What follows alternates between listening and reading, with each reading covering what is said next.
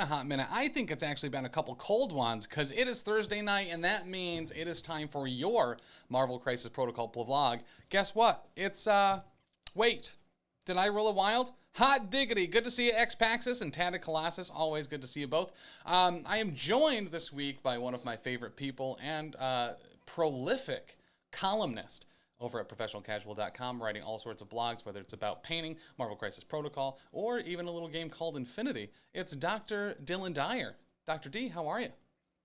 Magnificent. I'm so happy you invited me on again to talk about Song, the expansion for Infinity. I was waiting literally in my bathroom for like a week, just waiting for that phone call. That's super fair. Oh, and Dr. D was supposed to be on last week, and I canceled on him last minute as I was feeling really rather under the Carl Weathers and had to go home and get some rest. But Tisdale, also good to see you. He says it's Dr. D and his sidekick. That's right. But a whole bunch of things have happened since the last episode where we talked heavily in a big two-parter about all the reveals for MiniStravaganza. We had Dan and Taylor on going over all of the changes there, and it was a bottomless treasure trove of new goodies as far as new character releases, huge updates to characters across the board, and we now know next week we're going to be getting the core box. If you haven't pre-ordered that already, you can do so via our link over at Frontline Gaming and get yourself, I think, 15% off, and then also help support the network directly as well, or always at beardeddragongames.online, where they're running a deal where you can get it for 20% off if you use the code CORE20 at checkout over at beardeddragongames.online. You can also pick up the 2023 card pack there as well for a discount using code PCME10 at checkout. That'll get you 10% off, and once again, help support the network directly. I just pre-ordered mine from beardeddragongames.online just a few moments ago using that code PCME. But we are, in fact, sponsored by Frontline Gaming, so if you are looking to pick up tickets to an event for Marvel Crisis Protocol or Star Wars Shatterpoint or any other of AMG's great games like Legion, X-Wing, or not Infinity, that's not an AMG game, but listen, maybe one day they'll be at a Frontline Gaming event and you can pick up events or event tickets with that particular code that helps us very directly. In addition to that, we had a very cool announcement this past week on the Hobby Hangout on Monday, where we are launching our very first biannual, and by biannual, that does in fact mean it happens twice a year. It's not biannually, which means that it would happen every other year, but we have started, let me get this up on the screen here, boom, yes! It is called the PCN Heroes of the Hobby. We'll go over this in a little bit more detail later, but just know if you look in the show notes, there's a link to a Google form. And what we are doing is we are looking for nominations for people that are overwhelmingly positive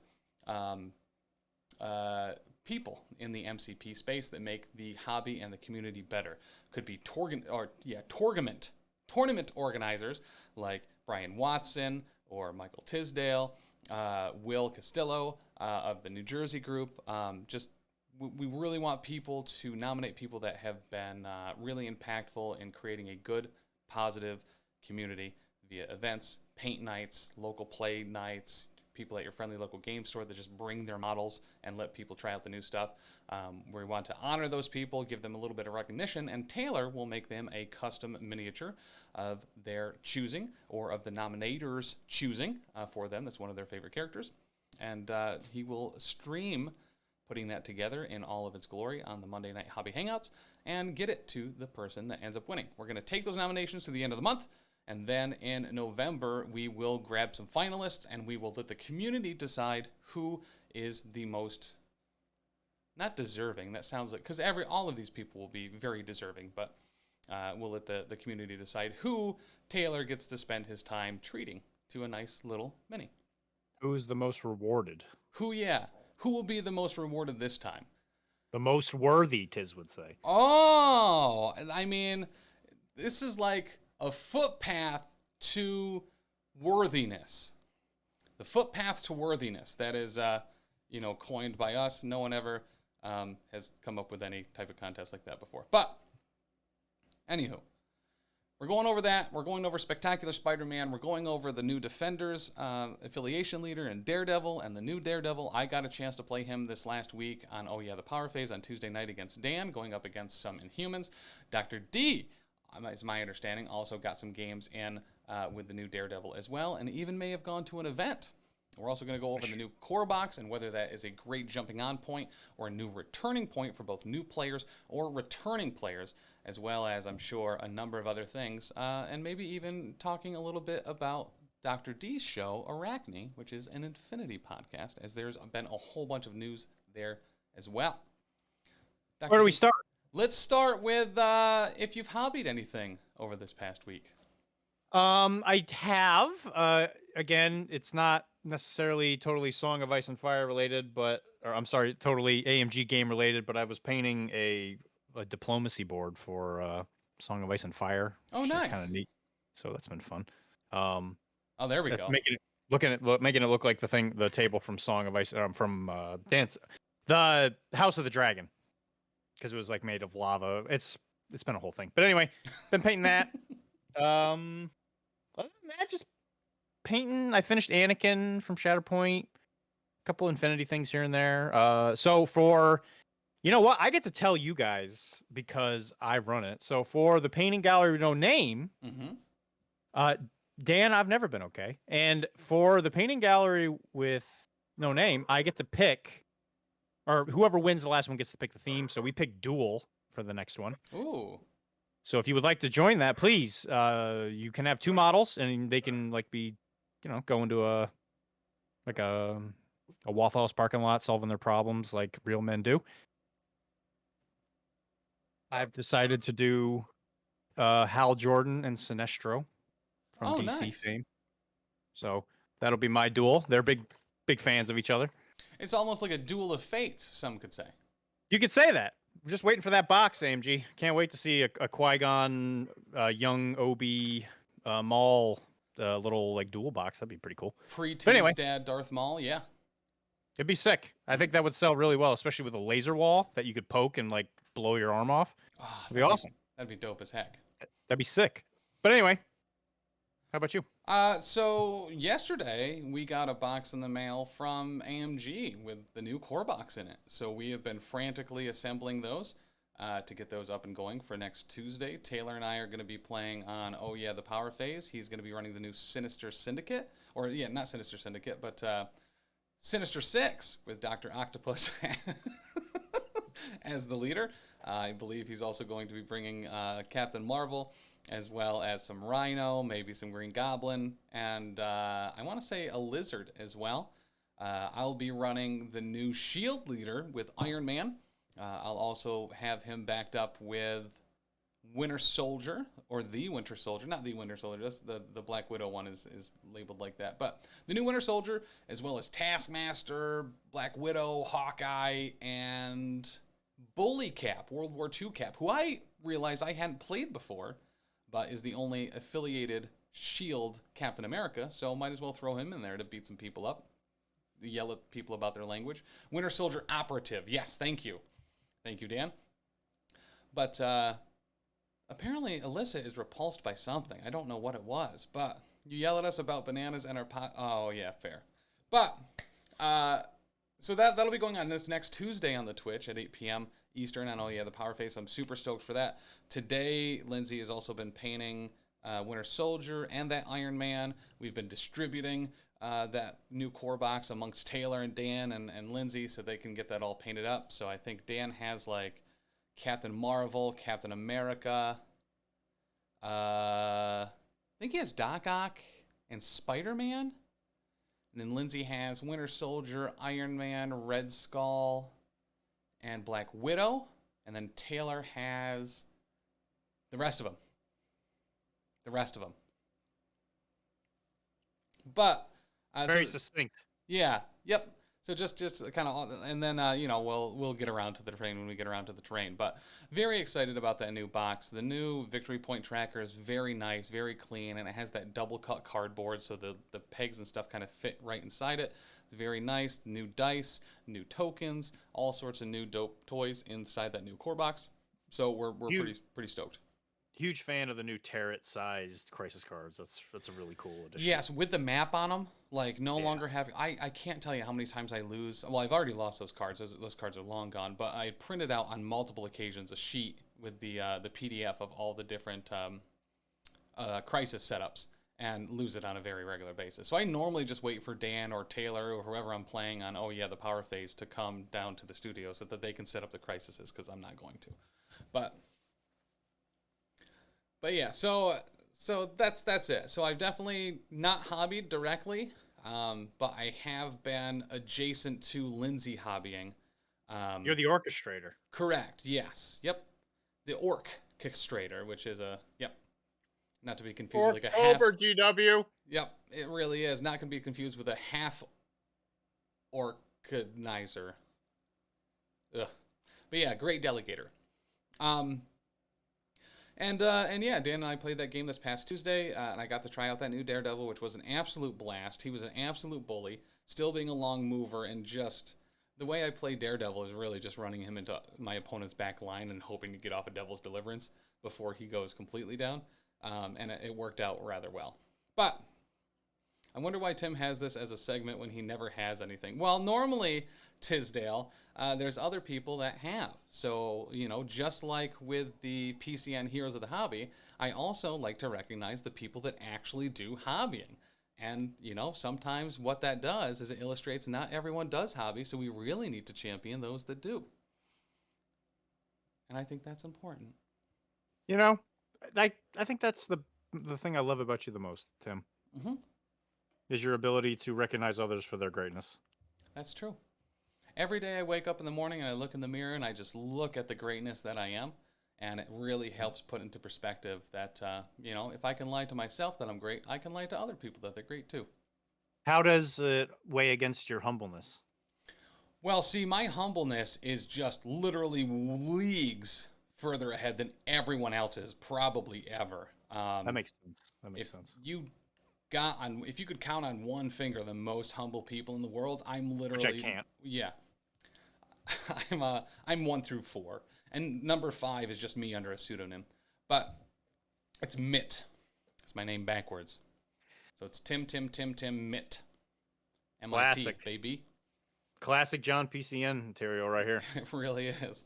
But let's get right into it. So, Dr. Dizzles, you went and got to go check out an event here recently. Why don't you tell me about that? So, I grew up in a town called Titusville, Florida. You've never heard of it? Don't worry. There's really nothing there. But right next to it is a town called Orlando, Florida. People have heard of that. That's where Disneyland is. So no, I went there. It's not. That's where Disney World is. You'd know that if you were actually from Florida, you faker. That's true. Actually, I'm from the biggest town in all of the land. It's Joplin, Missouri. No, so the event was called Crucible. It is a smaller scale.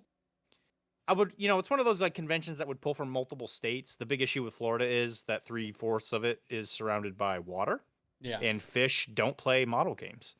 But hey, AMG, you might want to jump on that. You got a big market share there. If you could get fish into model games, fish don't got no goods model games to place to.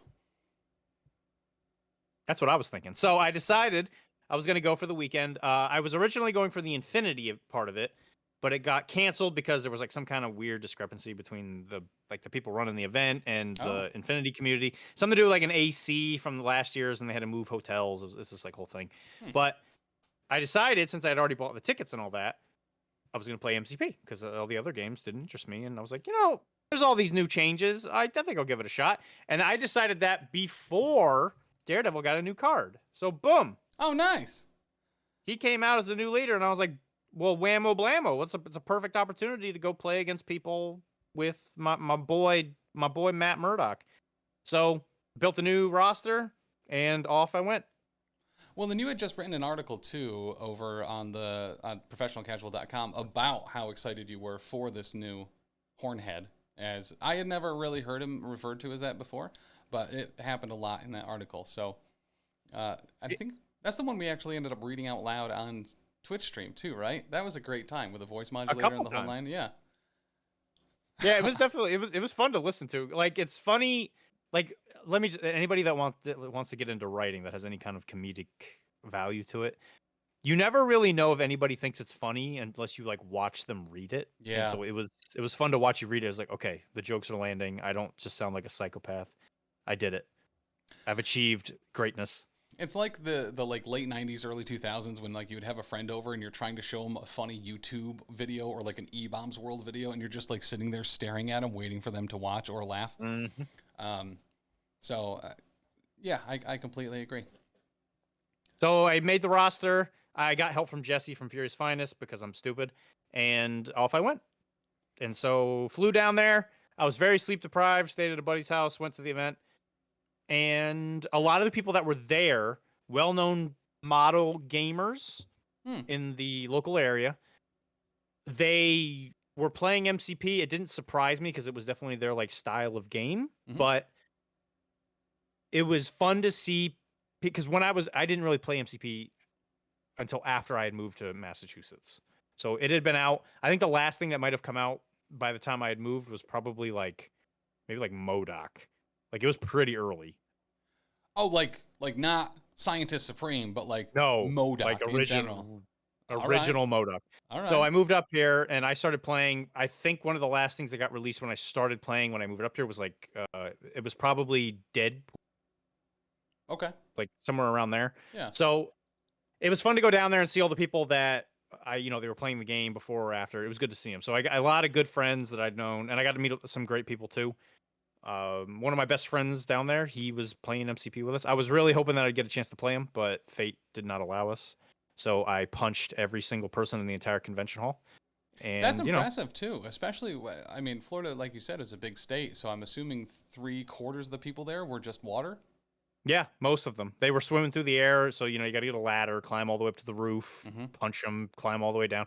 It's exhausting. And there was also another convention there that was, I don't know if it was like a board game specific convention, but it had like art and all that. It was like some kind of another like nerdy type convention. I think it was called Quest, something like that. I don't remember, nice. but no, I just have just to Asajj Ben here. I don't have friends. I just have people that would be really sad if they heard me say that.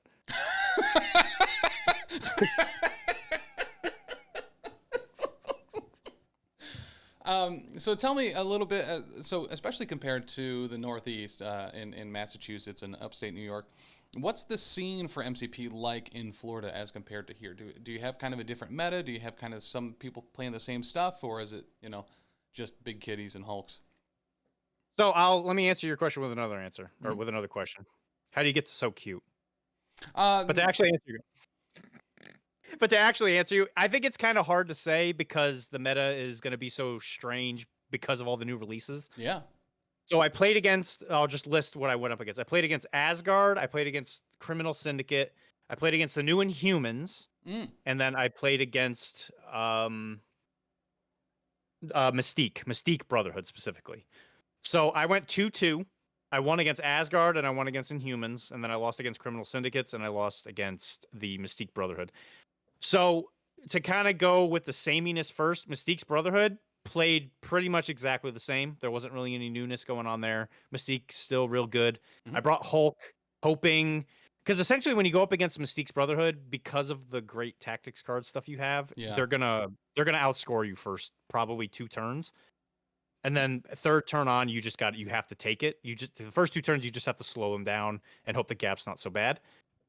Now, Did you see any change in some of the tactics cards now that Deception is a restricted card, right? So sort of right now that it's a restricted card, which I totally agree that it should be. I think that it should stay there unless they give it another like heavier cost. Obviously, it's interesting because if you're running Brotherhood and you bring more than 1 leader, you have a restricted card tied up in something that you can only bring if you bring Mystique. Right. I would almost say even if you ran Magneto, you probably would still bring Mystique just to bring the card because you're so heavily invested into it now. Yeah. So sort of. In this case, no, probably not. Not in that game. I will say, I think in the 4 games I played, I didn't see much different tactics cards wise.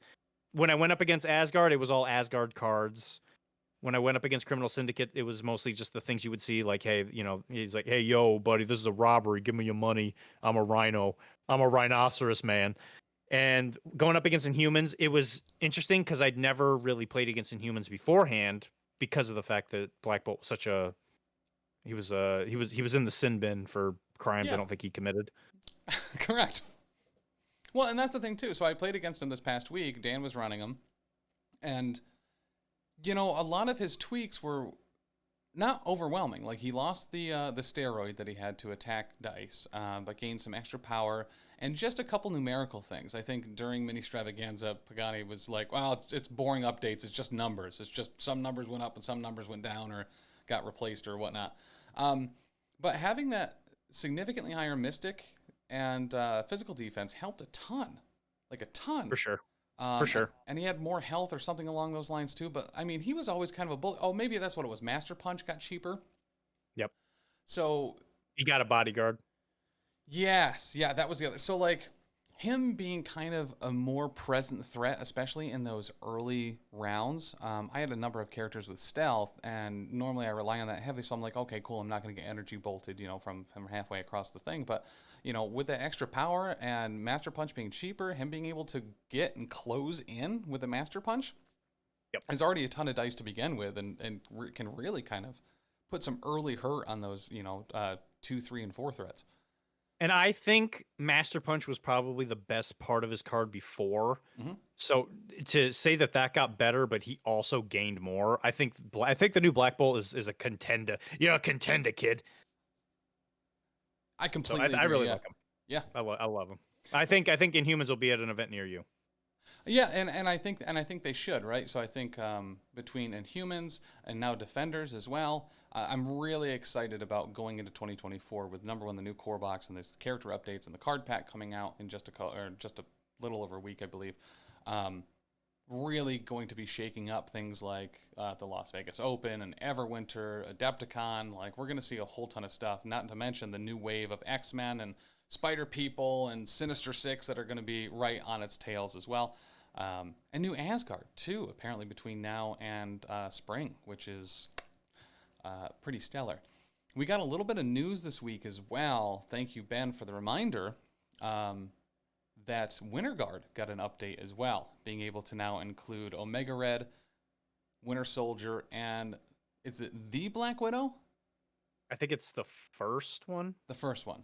I don't think it's the Shield one. Yeah, I wouldn't think it was Agent Widow, but let me check quick. Winter Guard, Omega Red, Oh, and getting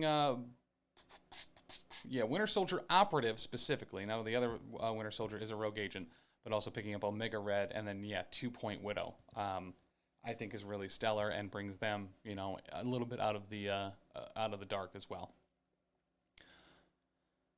And I will say I've never actually played against Winter Guard, so it'd be kind of cool to see him. I mean, I've seen the Shield Eater himself, Red Guardian, but other than him, I've never seen anybody play him. I really like Red Guardian. Granted, I normally run them in like kind of trolley lists where everyone has a shield throw.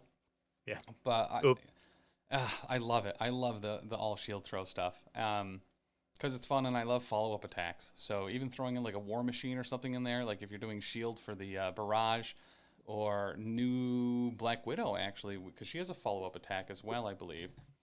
And I think so. I think it's her Spender, and I think you just get another Shock Baton or something afterwards, if I recall. Got to play her a whole ton at Gen Con, and I think Deadly Origins. If you get the finisher, you get a Shock Baton follow-up. And a medium advance. New Black Widow is real good. I expect to see her quite a bit. She's a very, very solid 4. It's cool to see a single character go through almost all the threat values. Yeah. Yeah. And, on the opposite side, having Captain America, all 3 of them being 4 threat. Hold on a sec, my headset just went dead. Oh, gotcha. But... So we're also, in addition to that, I think it's a really good and important time to have these new kind of either improved or freshened up affiliation leaders and affiliations that are kind of like becoming a little bit more viable. And because of that, one of the big things that we're going to be doing is on October 21st in Syracuse, New York at the Art Store. We're going to be running an affiliation battle using and borrowing the Adepticon affiliation battle format to run, and it will be an LVO qualifier for points or an LVO points event. But running that affiliation battles, especially to show off a lot of this new stuff. And that'll be right after the new core box. So we'll have the new Sinister Six, Hydra, Cabal, Avengers, and Shield leaderships out and available as well. In addition to Defenders and a new reworked X-Force and X-Men Blue, X-Men Gold, Inhumans, and what else? I mean, there was just so much over those last few weeks from MiniStravaganza that it's going to be dopers McGopers. Tim, can you make an exception for this event? No Dark Dimension and no Hellfire. Alyssa, no. I'm sorry. Will not make that call. It is for LVO points, Mr. Tisdale. Because technically Hellfire is unaffiliated, right? Yeah. So I mean, it'd be similar to running. I guess, kind of Convocation a little bit, and where you could bring any one of those affiliates. Well, I guess that's a lot more streamlined, right? They're all part of the Convocation affiliation, but yeah, because they have specific members. Mm-hmm. So yeah, I guess that is kind of the hard one to balance a little bit, would be Dark Dimension and Hellfire. But listen, if you want to run them, I think you send it out. If you really want to, be able to have a bunch of splashable characters, it's a commitment. You can do it. You certainly can. Dormammu's different, right? Because you got to spend so much more to bring them. Yeah, I guess that's fair. So like, if you were going to an affiliation event, she's only 4. It's like, well, 4, and then maybe you still have enough for Hulk and Malekith. But I guess you could too, right? That'd be 17 points. You could run. Well, either way, to kind of sum up what I was saying, the event went real well. I think the people there were obviously really cool to play against. It was good to see the friends and all that. I got 12th out of 18th, so you should all bow to my great wisdom when it comes to MCP. Yeah. I now own MCP. I'm John MCP now, so. You were kind of really defending your title. Well, when you're as brilliant as I am, you get to make decisions that don't make any sense too. Oh, that's very valid. All right, so let's move over to our experiences with this Daredevil and just kind of going through some of the changes quick. The big ones being that, let me get him on screen actually, this old horn head, some might refer to him as. Where'd we go? Yeah, I can't believe you've never heard that before. He's been called that. It's like, Spidey's webhead. Yeah, no, and I get that. Like, that makes a lot of sense, right? But it just maybe a vernacular that has gone out of my particular, what's the word? Not vernacular. I don't want to use that again. But my ethos of word talking. Yeah, zeitgeist actually would be a really convenient way to say that. But the big changes for him, he's still a long mover, still 2 threat. He picked up a physical defense, as well as picking up a new affiliation ability called Marvel Knights. It's an affiliation for defenders. Once per turn, an allied character may re-roll a number of its attack dice equal to the number of enemy characters within range 2 of itself. He also picked up a little boost to Man Without Fear. When he does trigger that as a reaction for 2 power, he can advance towards the attacker short and then make the attack.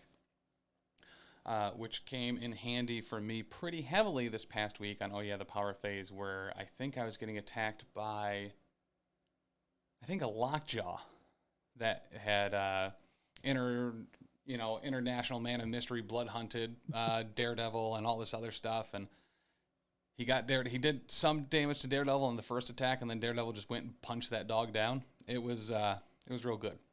It's almost there's a strong enticement to just straight not attack him. He's thick because of his amazing defense skills, but then you also add in the fact that now obviously his threat range is so much higher because he gets the move. I think that was a great way to really help him out, which is weird to say that a character with a long movement needed more movement. Yes, right. Well, and that's the thing too, is one of the big updates to Deadpool outside of Bang Bang only being Bang Bang and not Bang Bang Bang, but getting a gainer, but also getting Never Skip Leg Day or Legendary Leg Day or whatever it is to get that place. That additional movement just really makes him almost an incredibly different character. The big change too, as far as his overwhelming damage potential, is the change to Devil's Deliverance, which used to start as an A2 Strength 2, getting 2 additional dice for every other enemy within range 2 of Daredevil, or non-dazed enemy character within range 2, is now a base 6 Strength, getting an additional 1 die for each character in that range 2. So I believe I was able to get that off at 8 dice against a Miss Marvel and a Lockjaw at like the start of round 2. Was really good. I think that kind of baseline increase makes it usable even when it's not the perfect scenario, which I felt like Daredevil really kind of needed that setup to be able to jump into either a Gamma Shelter or a Demon's Downtown to be able to be surrounded by enough to make it worth it. But now it's a base 6 and really a base 7 if you're pulling it off at all, right? There's at least one character within range 2 of them. So really the baseline is 7 strength for that spender. But now having 2 there is and it makes significantly it better. worth using against people that were bringing like taller lists. Because if you're fighting somebody who was hoarding, it was so much easier to like get use out of it. But now that the base strength is so much higher, you can use it against the 3 model Cabal list that makes its way through events and stuff like that. Yeah, and very much, Now and with the unsized typed push. Yes. Well, and I think that's the other super important part of it is not only does it have a higher baseline at effectively 7 dice, it also has the untyped size push, which is stellar, especially for a long mover that can get to an objective that maybe the opponent didn't realize was only within a single long movement from Daredevil going up and disrupting.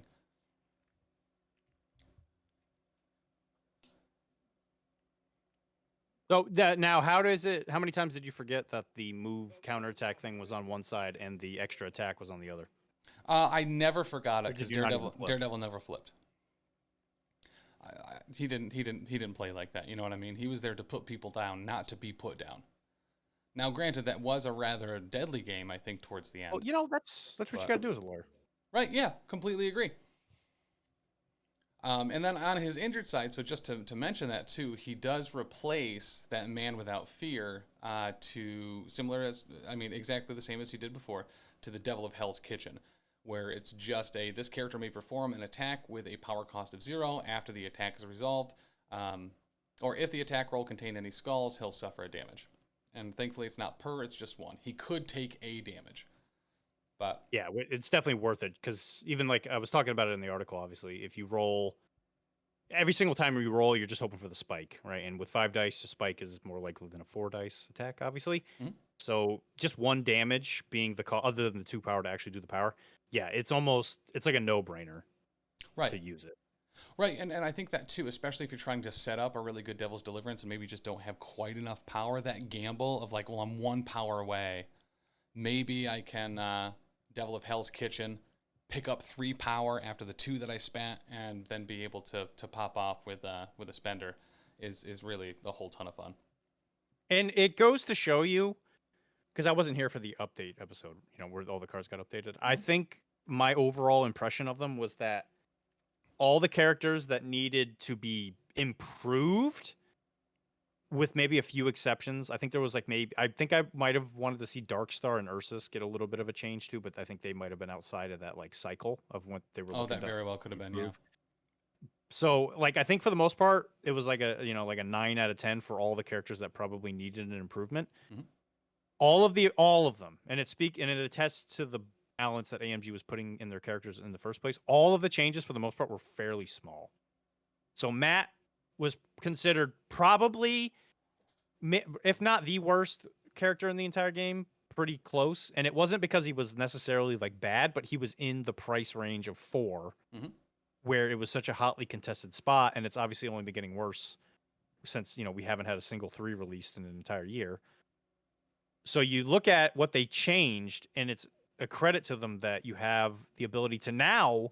I think Daredevil is actually probably he's a really good leader. Yeah. I don't think anyone will necessarily splash him, but I do think that he holds his own.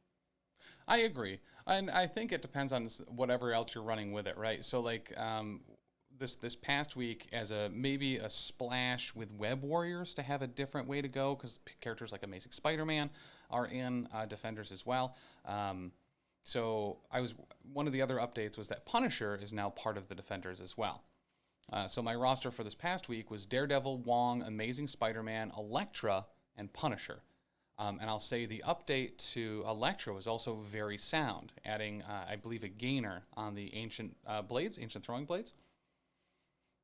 Yeah, it now became again. It did lose bleed though. Yes. A lot of people are missing that.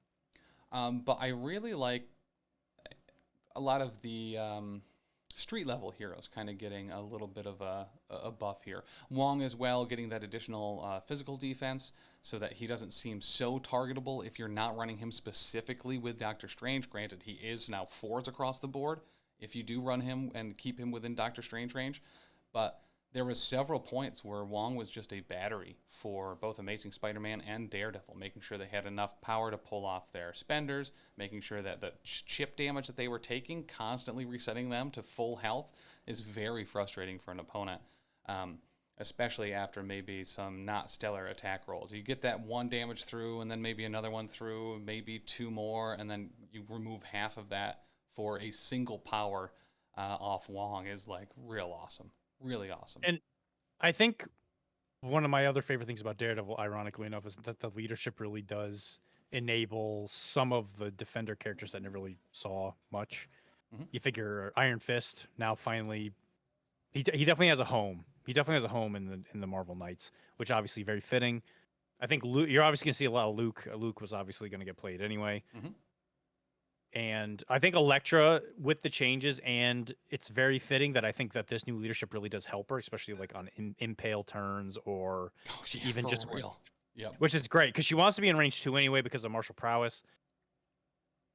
And that unfortunately it doesn't work on martial prowess. I think if it did, I think Elektra would have like skyrocketed to being really, really good. Right. But I think that the new Defenders, the only thing that I think Punisher becoming affiliated is it doesn't really mean a whole lot because I think with Daredevil, you're probably going to want to run mostly Defenders anyway because the roster was easily one of the best in the game. Mm-hmm. But I think it might be paying serious dividends in the near future if with the Shang-Chi box, because Shang-Chi is definitely going to be a Defender. He was a Heroes for Hire. Mm-hmm. If that box has even a couple decent good Defenders cards, I think Punisher becoming a Defender might mean something a little bit more because you could easily use Punisher as like a battery because he has a rapid fire, gainer, yada yada, whatever.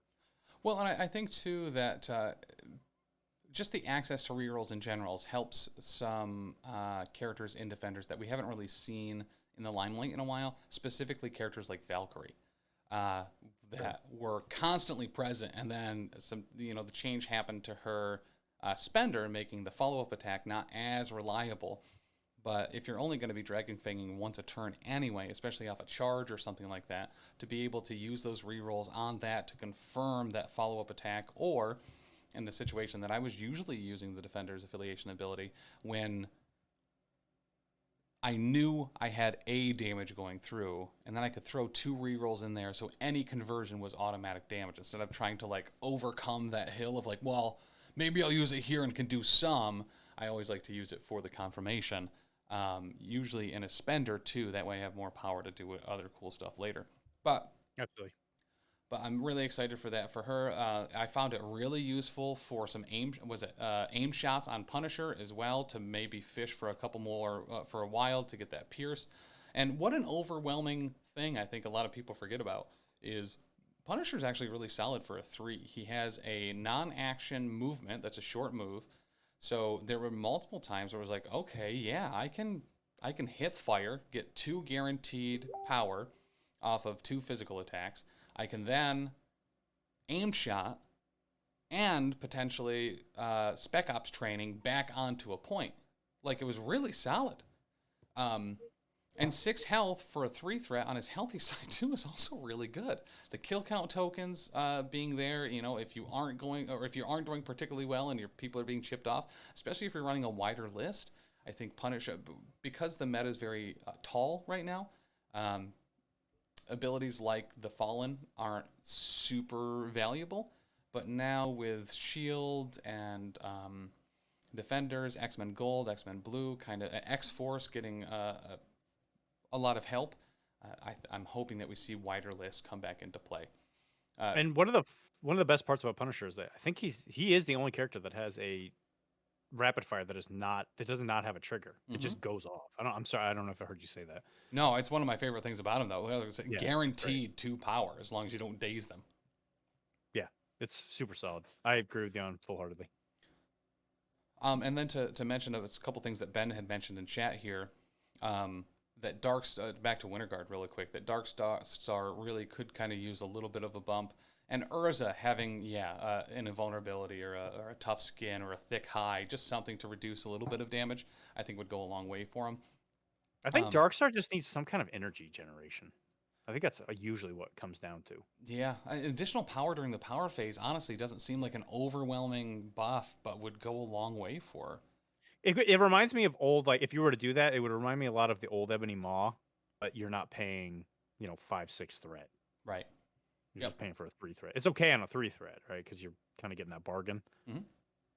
And, hopefully soon. To circle back, to something that you said with the Shang-Chi box, I do really hope we see some heavy Defenders Tactics cards in there. I think that's a really good opportunity to maybe have more than kind of the standard 3 in a duo box of Tactics cards to give Defenders something cool, something extra that doesn't rely specifically around Shang-Chi. Now, speaking of that, do you consider, especially after that announcement, because we haven't talked, actually, I forgot about the Shang-Chi announcement, do you see Shang-Chi also being a third Defenders leader? Because it does seem like they're getting a lot more leadership and affiliation abilities out there. I don't know. I don't know if Shang-Chi ever was really a leader for the Heroes for Hire. Heroes for Hire was mostly Cage and Danny. Yeah. I know he was definitely a part of it. His whole thing was the fact that he was just the Kung Fu master, and him and Danny always got along pretty well because of that. Mm-hmm. I don't know. I guess the question would be, do you think Silver Sable will be a defender? Lore-wise, it's kind of hard to say. I would say that she might have like Rogue Agent, but is affiliated Spider Foe. So that's the thing is, I almost kind of put her in a Black Cat spot where I could see her as Defender, Web Warrior, and Spider Foe. Yeah. Like, I guess I wouldn't be shocked if it's any combination of those 3, because I think they're all justifiable. I agree. So, like, if they do give her the Defenders affiliation, I don't think she'll be a leader by any means. But to answer your question, no, I don't think either one of them will be leaders, especially since they maybe just gave... I say that, but again, like, Criminal Syndicate's got, like, they got, like, 3 leaders in a row. But when it comes to Silver Sable, I don't see it. I think Silver Sable is going to be... I don't know. I have a feeling she's going to be kind of similar to Punisher in a lot of ways. Maybe, like, kind of a lower... I don't think she'll be a 2 threat, but I think 3 is probably where she's going to land. Yeah. And then I honestly believe Shang-Chi's probably going to be a 4. I think Shang-Chi fits as a really solid 4, right? I mean, kind of if you were to compare Rhino to Juggernaut being 1 threat apart, I would do the same with Shang-Chi and Iron Fist. Probably a 4-threat version of Iron Fist with some cool movement based off of attacks, maybe some places, and some decent defensive tech. It's because it'd probably be the second character with mastered martial artist, because that's obviously the best part of Danny, in my opinion. It's just the 3 range blanks, which is just great. Comes in more clutch than you could even possibly imagine. I mean, it's not as cool as Radar Senses, but yeah. Yeah, obviously. There's no range on it. Danny's mastered the martial arts, but he can't deflect Bullseye's throwing knife from range 4. Doesn't happen. See, he didn't learn his lesson and get rid of his eyeballs like Matt. Right. What a dummy. Unlike all my painting tips, which are just never paint eyes. That's the Daredevil way. Well, his model doesn't have eyes. It's got, I think his like do-rag thing has lenses, I think. Does it really have lenses? I think I want to say there's something there. I'm pretty sure it's not just like eye holes. So real quick, as a community question, because this is going on in chat right now, and I want to pay a little bit of attention to it, is Alyssa had said that Inhumans are 1 model away from being like a top 5 affiliation, but they really need a 2 threat. So they're talking about what would be a 2 threat for the Inhumans. So a couple of the things in chat is we've seen Triton and the Fishman. They might be the same person, but go ahead and let us know, especially, let us know over on the Facebook or on Twitter, Instagram, whatever. What two threat would be a great addition to really flesh out the Inhumans? I'm really curious about that. Abe from Hellboy. Oh, Abe, yeah, Abe Sapien. Yeah, Abe Sapien. Yeah, I don't hate that at all. Or you know who also would be really good is Oracle I don't from know any. Barbara Gordon in a wheelchair. Oracle. Yeah, that makes Yep. sense. Yep, I think she would also be a really good two threat for. And humans, honestly, what do they need at the end of the day? They don't have great service on the other side of the moon. They need a good person in a chair at a computer. It's true. Hands down. I mean, do the Inhumans know how to use the computer? I don't know. Like, That's a great question. What if Black Bolt uses Zoom? He's on a Zoom call and he says something. Well, and maybe that's the real origination of Black Bolt's power is he's just, someone's non-tech adept father screaming into the mic while trying to be on a Zoom call. Just making it all super distorted and loud, but he doesn't have his headset plugged in so he can't hear, so he's just talking louder like that's going to help. It's like the Ed Norton Hulk where he goes to New York and Accidentally Steven Tyler's daughter asks, hey, how are you going to stay calm? And he's like, in don't New worry York. about it. I'm just going to put my blood in some soda. It'll be fine. That was a weird movie. I didn't like it. But it was a movie. That's true. Yeah, very much so. So moving over to another, not Defender, but another Web Warrior is the new Spectacular Spider-Man. So this character is going to be coming out in just a little over a week. New core box drops October 13th for this new Spidey. And I think I'm personally going to get a lot of use out of this Spider-Man. Not only is the sculpt incredible with that Venom head coming off the base, I really like one of the things AMG has been doing recently with the kind of on the heels of this core box release is showing the 2019 version of characters and then the 2023 version after, they've really kind of come into their own and have really heavily improved the sculpting of the miniatures that they're putting out. This Spider-Man is insanely useful. Is very varied. He's not overwhelming in any way, shape, or form, but has a great toolkit for a 3-threat. Decent defenses with some defensive tech and spider sense, as well as 2 gainers. I think that's kind of where they balance it out a little bit to make him significantly different play and tactically than the 4-threat OG core box Spider-Man. But impact webbing being a gainer, swinging strike being a gainer, but also having elusive. Granted, you need a wild and a hit. But he's got a place, he's got a throw, he's got spider senses, wall crawler, and he has catch. I mean, this is an early version of the Amazing Spider-Man. He has that kind of toolkit. I think he's a really great blend, and as a 3-threat, it's incredibly solid. Let's just say, as soon as I saw this card, I was like, this is the 4-threat Spidey. The other one is the 3. Like, it's weird, because, nobody played the 4-threat Spidey. I don't care who says they play him. I've literally never seen him at an event. I saw him at ACO once, and that was because the person playing him was just a diehard webhead. So I looked at this card, and I was like, this is the 4-threat Spidey that we were promised. Mm-hmm. On the day of revelation, this was revealed. Behold! Now, there are some radical changes, right, between the two. Same wall crawler, same spider sense. The web appalt is not there. And the web line, the throw... Oh, no, sorry. The web line is the pull. The web appalt, I do believe, is the same. It's size 2. Oh, no, this is actually bigger. Yeah, right. Gotcha. But again, they both move short. Oh, but an energy attack. For 2 at range 3. It gives stun. Not super overwhelming, but, I mean, there's also the... Impact webbing is the exact same, right? It's push on a wild and a gainer. Yep. So yeah, it's just that the strike is a gainer instead of a builder, and then catch is really cool. It's one of my that was one of the things on this past week on the Power Phase. I got to play Amazing Spider-Man, who I don't normally run, but getting used to his spender and his builder with the spider strike and the catch and the momentum or whatever it was, where you can collide with someone else that's near your target, is awesome and a whole ton of fun. That being on the spender is really dope. On a trigger, just having an auto, it's obviously not guaranteed damage, but a guaranteed 3 damage hit just because you rolled 2 things that you probably did okay on the attack anyway. Yeah, it's great. Right. It's better than great. It's super great.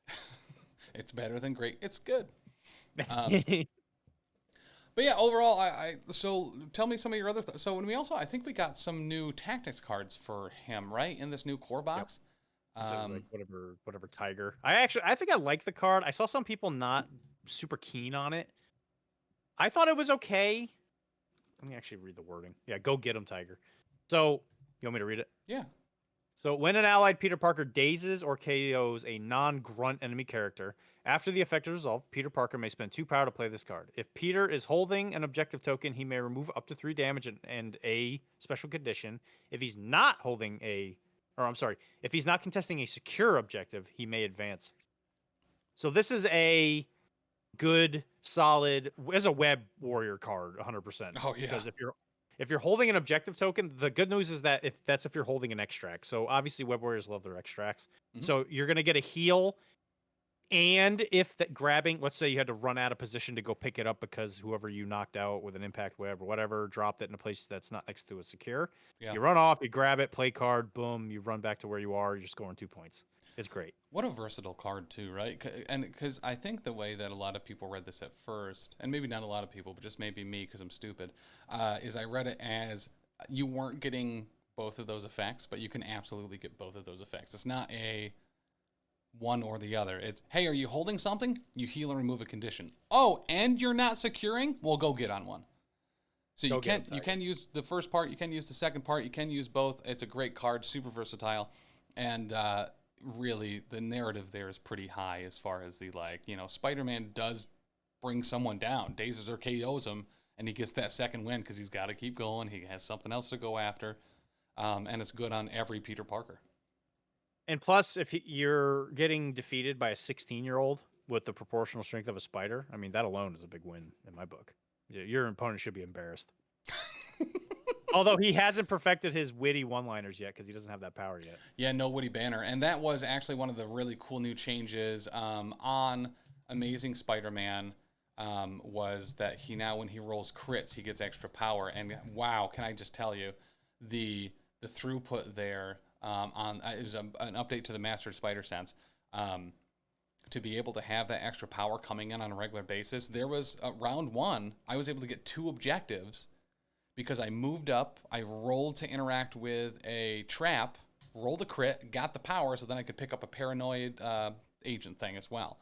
So, I mean, the fact that that's on any dice roll, not just attacks, defenses, dodges, the fact that you can use it on, like, pay-to-flips, really kind of awesome. As I'll say, before the changes, it was, in my opinion, right, it was kind of a feel-bad because you didn't see one of the most iconic characters in all of Marvel. Like, who doesn't love Spidey? But now... Tisdale. That's true. Yeah, yeah, that's true. Tisdale does, in fact, not like Spidey. One of the best parts about it is that, as a big webhead myself, with the 3 threat, I could almost say that this 3 threat is splashable in practically any affiliation because it's so objective orientated. It's all just nice, lean, red, extract grabbing machine. You love it.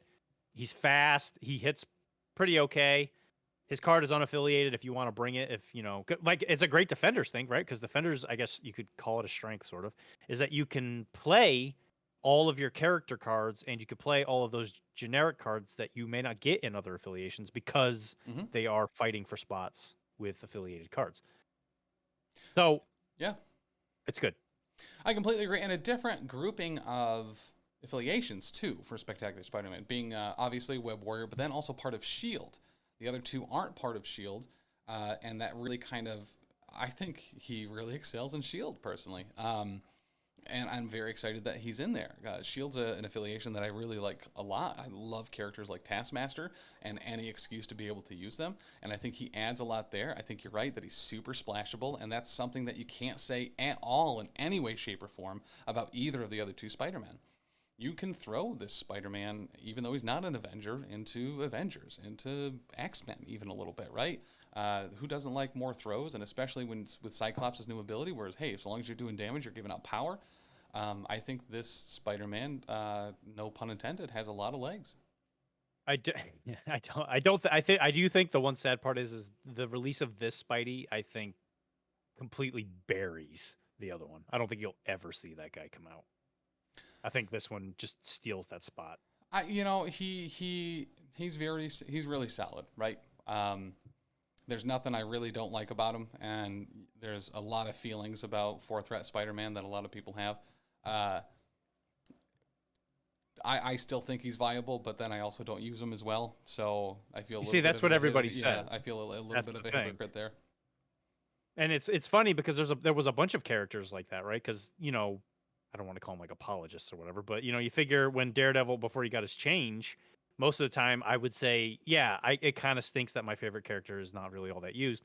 And then you'd have everybody come out of the woodwork just to tell me, hey, no, he's great. In this one situation, I played a game 13 years ago. I did a thing and I rolled really well, and he punched a guy and he dazed him.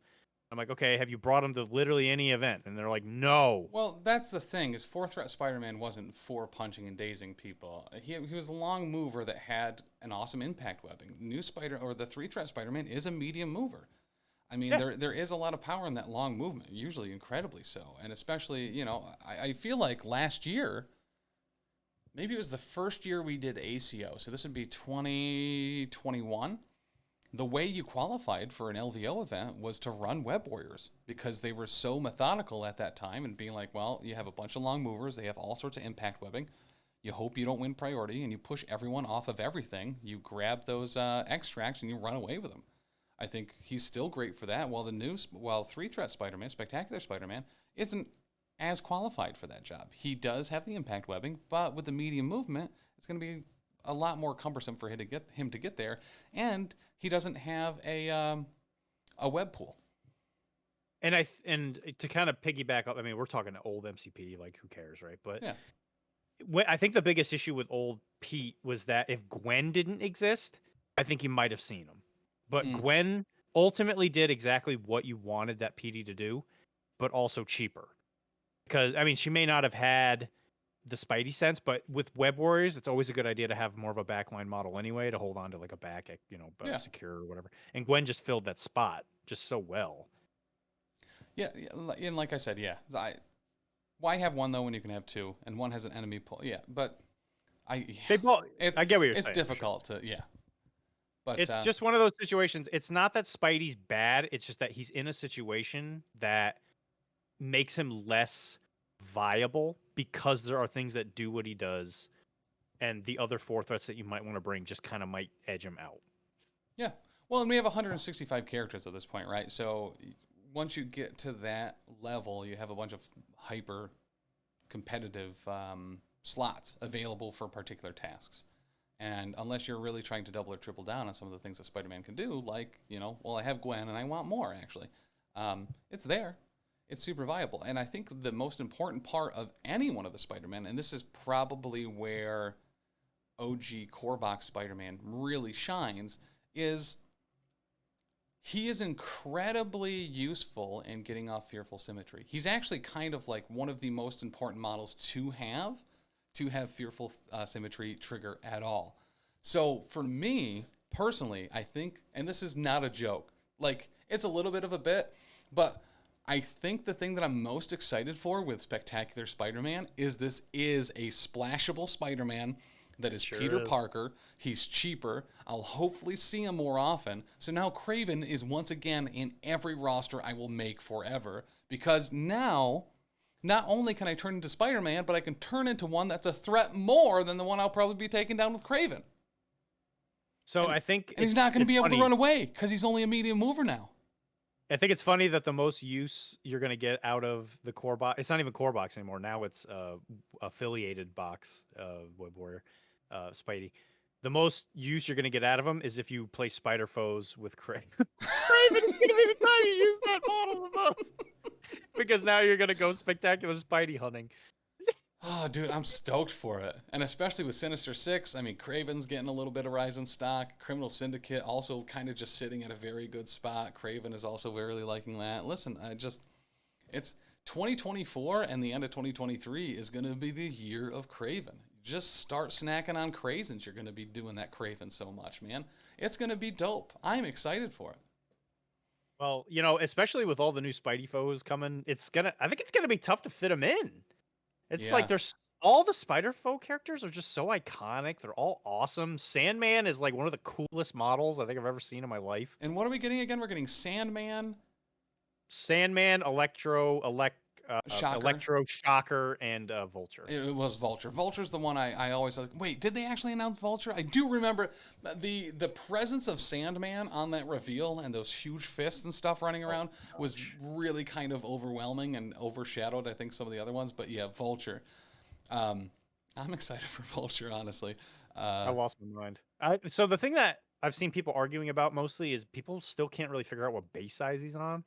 I want to say he's on a 40. Do you think he's a 40 or do you think he's a 30? I think he's well into his senior years. I would say probably a 55 to 70 easy. I think he's probably 72. Is this before or after he has his age-stealing ray gun? Oh, that's fair. Great question. I think I would much rather answer that than try to figure out what base sizes are because I have no idea whatsoever. When people tell me things in millimeters, I'm like, yep. And I usually finger gun and moonwalk away. Like, Right, it's listen, bad. I need to be a lot better about that. There's a lot I could take in what you just said and make it highly inappropriate. But since Tizzy's listening, I think we should really just keep this on track. So listen, I think he's on a 40. Okay, me too. That's definitely my expert opinion on it. But before we kind of hit time here, I do want to cycle back to the PCN Heroes of the Hobby. So once again, this is an event that we have just kind of started. We plan to do this twice a year. Nominations are open right now. There's a Google form that you can find in the show notes of this or over at professionalcasual.com. And effectively, all you need to do is nominate somebody.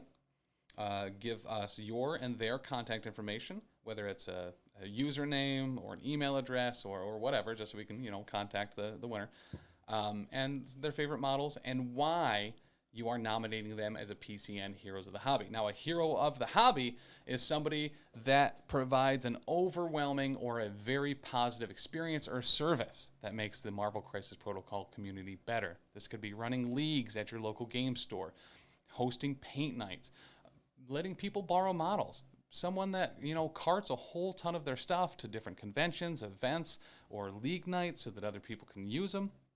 This is someone that could leave incredibly overwhelmingly positive feedback on the Facebook groups or in Discord, offers tips to people just getting into painting, or offers some sort of information out there to just make the kind of community better as a whole. There's a lot sorry, go ahead. What about somebody who's really interested in improving the tables of the MCP experience? Is there anybody that vocally talks about that online? Do you think might be a hero? I very much do. I think that's one of the things that, especially around and at different events outside of something like Adepticon, that has really kind of the highest level of table detail and terrain on board. That that's something that doing a bunch of terrain's difficult.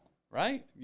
Not only is there the investment in actually having it, but painting it, getting it ready, making tables look good. And it's not super exciting for some people. It is for others, and God bless them. And those are real heroes of the hobby. People like Tyson, or pretty much the entire Adepticon staff that does a ton of work all year round to make sure that their tables are stocked and chocked with really good high-level stuff. I think everyone has different passions, and if there's people out there that are making that better for the community as a whole, that's something that should really be celebrated. So I'd highly suggest, if there's someone that that has made your MCP space better, has made your play better, has made it more fun. Maybe it's someone like Rev Right Matt or Alyssa that just constantly cheerleading MCP, getting people to events, and making sure that they have a good time.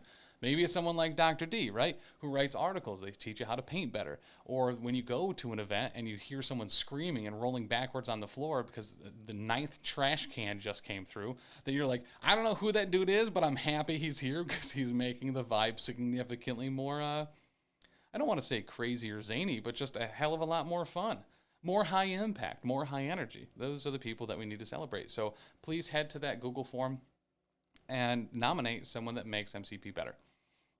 Taylor will end up taking that character, that winner's favorite miniature, and painting them and doing a whole bunch of over-the-top stuff in an incredibly impressive way to make sure that they have something that shows that people appreciate their dedication.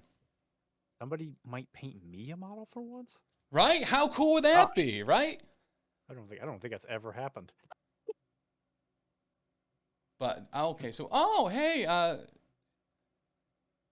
Game Rube, hey, welcome. First time chatting in the chat here on Twitch, and definitely going to convert Vulture to look like the Renaissance one from Spider-Verse. So I'm really glad you said that, because when we were first talking about Vulture, I was like, that was immediately what came into my head. That scene in Spider-Verse with the like Da Vinci style Vulture was so awesome. And I'm excited to see if people are able to replicate that when that Vulture comes out. You know what? Here we go. A little bit of added lore. Did you know that Spider-Verse was created and Spectacular Spider-Man was actually in it? He was like hidden way in the back. I think he was like one of the extras in the background. Spectacular Spider-Man was? Yeah, he must have been, dude. He was there. The card was there, dude. It was all in the background. It was written. So, I mean, real talk. If we can go into a real deep cut, the Spider Buggy being in that movie was really important for me. Dan and I Dan had the Marvel Monopoly, and one of the railroads was the Spider Buggy. And I had one goal every time I played Marvel Monopoly, and that was to get the Spider Buggy at all cost. I would trade boardwalks away to just have that Spider Buggy, or people would try to keep it from me out of spite. But that Spider Buggy meant the world to me, and I was going to get it every time I played that board game. You know, if you read Black Cat, she uses the Spider Buggy for one of her heists.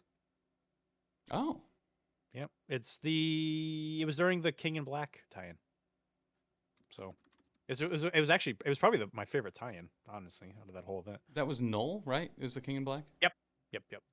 Yeah, I don't want to ruin anything, but yeah, I don't want to spoil anything. Black Cat's Jed McKay's run with Black Cat is so good. It's such an amazing run. Oh, by the way, just as a quick aside, because we were talking about Spectacular Spider-Man, again, artist Patrick Brown, please answer my phone calls. Every single time I look at this art, I see your gosh darn name on it, and I'm like, I want this man to design something I'd put on my body. I love every single card he draws. I'm just like, God, I love the art. You know, it's so weird you mentioned that. Do you know who has that exact art on their body? Tizzy? Will Schick has that upside down Spider-Man. Right? Oh my gosh. What? Yep. Listen, Patrick, draw some kind of Elektra or Daredevil-y thing. Oh, I guess he did. I think he did Daredevil. I'm gonna double check. Hey, right. Distract him. Tell everybody. Yep, Patrick Brown was the artist on that card as well. That son of a gun. Right. He's such a good artist. Incredibly so. I hope somehow he finds out that the cold black heart of Dr. D somehow is just like gushing about his art. I really hope it gets to him somehow. Speaking about your stone cold heart gushing, Tisdale also said to just staple a card to your chest. That's a great idea. You know, instead of a tattoo. I think you get a little bit of blood just like you do with a tattoo, but you have it be replaceable. And you could use one of those cool tooth grabbers to take out the staple if you ever want to replace it. That's why Daredevil wears red, baby. In case somebody takes his art and staples it to their chest. But I think that brings us to time for today. But before you go, make sure, sign up for that PCN Heroes of the Hobby. Nominate someone that has done some dope stuff. Especially if it's someone like Brian Watson. Never gets to actually play in events, but always runs them and runs leagues so people can have that type of fun. We're also doing that giveaway for the Marvel Crisis Protocol new core box, the Earth's Mightiest core box. You can enter that. That contest is going to be running through October 21st. There's a ton of ways to enter. All of them are free. You can enter multiple times every day. And if you want a chance on it, you should enter it multiple times a day. Otherwise, the Lankas are going to absolutely crush it because they are coming back every day to make sure that they get more entries, and you should too. Around the network as a whole, we stream Monday through Saturday now with something almost every single day of the week. Monday, Taylor and the Hobby Hangout. Tuesday through Friday, I'm playing games, Baldur's Gate, Marvel Snap, all sorts of other stuff. Tuesday evenings, the Power Phase, where we play some live Marvel Crisis Protocol, or Star Wars Shatterpoint. Thursdays, you're listening to it right now. We stream Wait, Did I Roll a Wild live every Thursday at 8 p.m. Podcast version comes out every Tuesday. Friday is also the Comic Book Rundown with Joe Gennaro and Ron Haynes, where they take comics from Image, DC, Marvel, from today and yesteryear, and movies that are related to comic books of all time, and go through chronologically and go through full arcs and give you the whole shebang so you don't actually have to read the comics or to walk down memory lane if you already have. Monday is also the Lost Omens podcast, which is Pathfinder 2nd Edition actual play podcast, sold where all good podcasts are sold for free. It doesn't cost anything. And Thursday is a Grim podcast of Perilous Adventure, a Warhammer 4th Edition actual play podcast as well, going through The Enemy Within, one of the greatest written pre-canned adventures of all time. You can pick up any of that stuff as well over at Frontline using that link in the show notes. And the Patreon as well has a whole bunch of additional stuff as well, including full other shows for actual plays for Pathfinder 2nd Edition and the Slithering, or Warhammer Fantasy Roleplay 4th Edition and Settling the Southlands. That is Dan's homebrew WFRP 4E adventure. That is also available for you to download if you are a member at that level or higher, where you can run the campaign for yourself at home with your friends and your families and your PCN heroes of the hobby.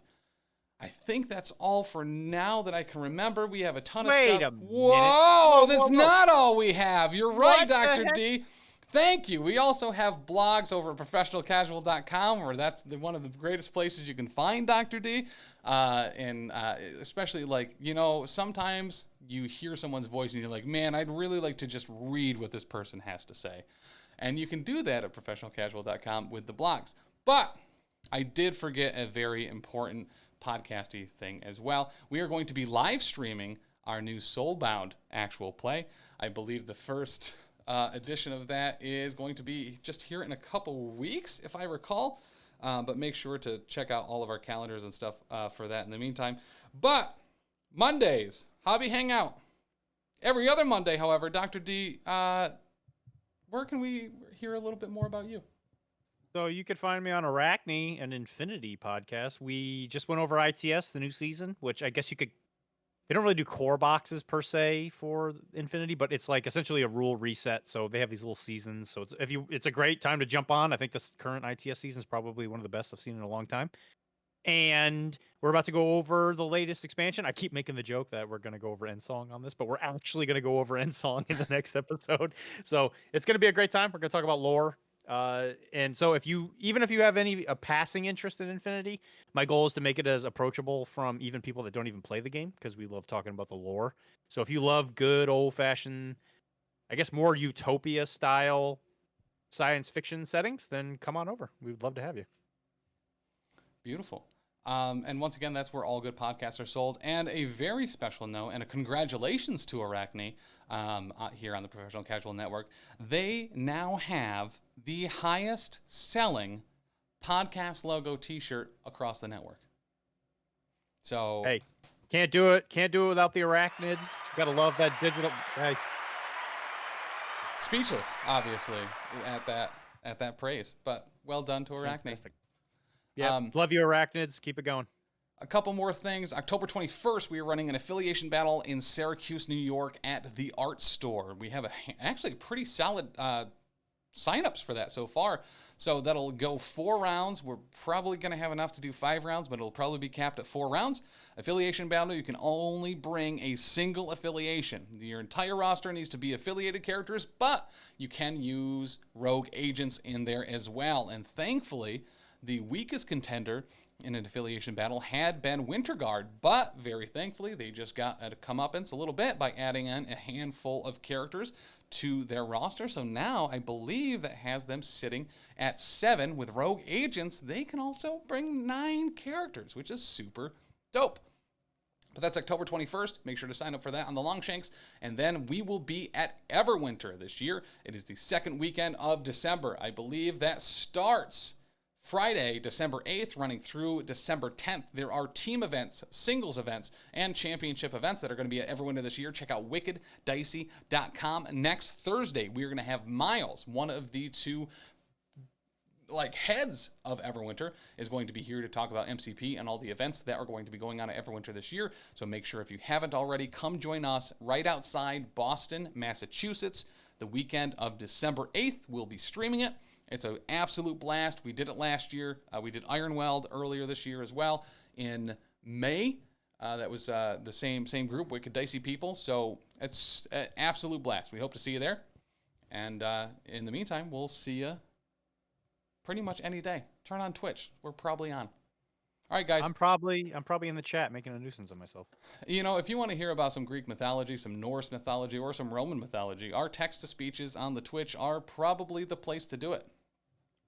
But all right, guys, we'll see you next time. Love you. Bye.